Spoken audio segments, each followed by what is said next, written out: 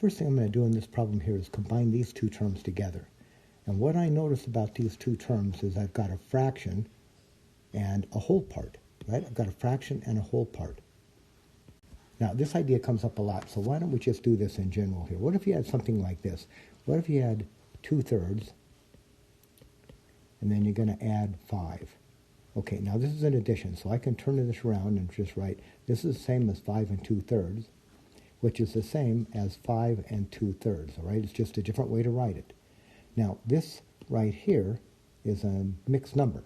Can you change it to an improper fraction? Probably. You know what to do here. You multiply the bottom times the whole part, so this becomes 3 times 5, add in the top, and put it over 3. So you end up with what? 15 plus 2 is 17/3. Now, here's what happened with this. You got a fraction and a whole part. Here's what you do. You take the denominator, multiply it by the whole part, add in the top. All right, that's what we did. You take the denominator, multiply it by the whole part, add in the top. And that's exactly what I'm going to do over here. Just, it runs the problem a little bit faster. So I'm going to use that idea here. Bottom times the whole part, add in the top. So it's going to be the bottom times the whole part, which is just a 1 in this case, add in the top, put it all over the x minus 3, and that's greater than or equal to 0.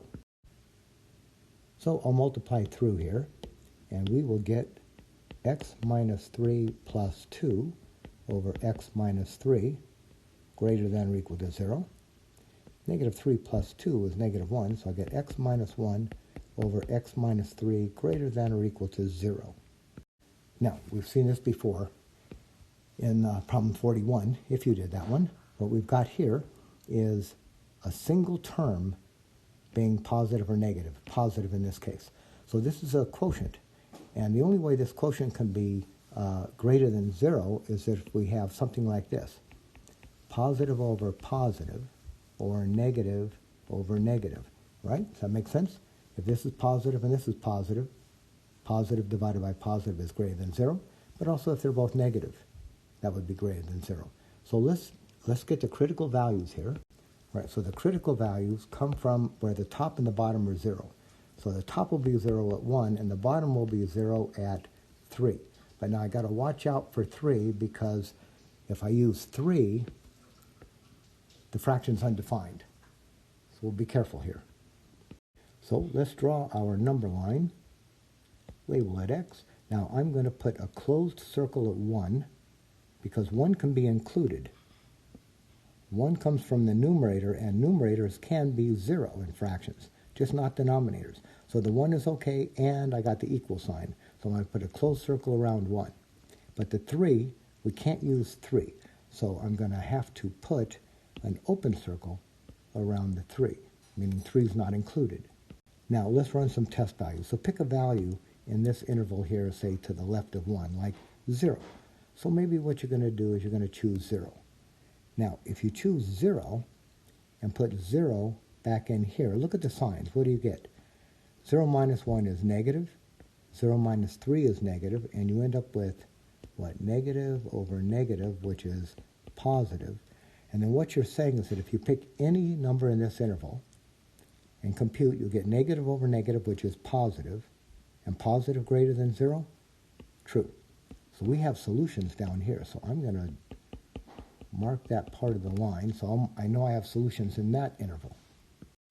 Now, let's move on to the middle interval here. Pick any number between 1 and 3, like maybe 2, and put 2 back into our factored form here.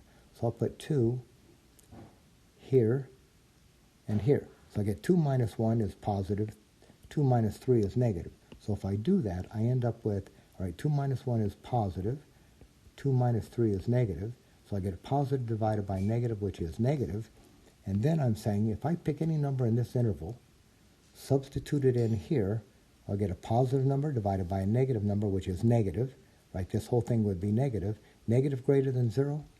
False. No solutions there.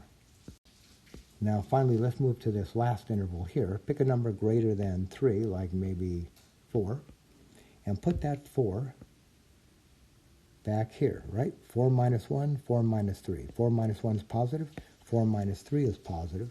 So now I'm looking at positive over positive, which gives me positive.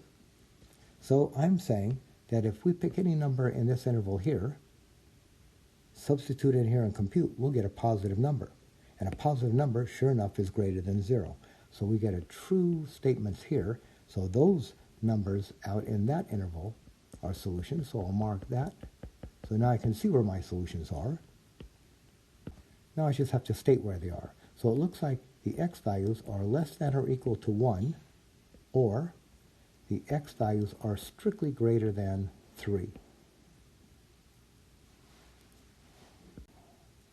And then what it means, be sure we can read this. If you pick any value that's 1 or less, or any value that's greater than 3, substitute it all the way back up in here and compute. You'll get a number 0 or bigger.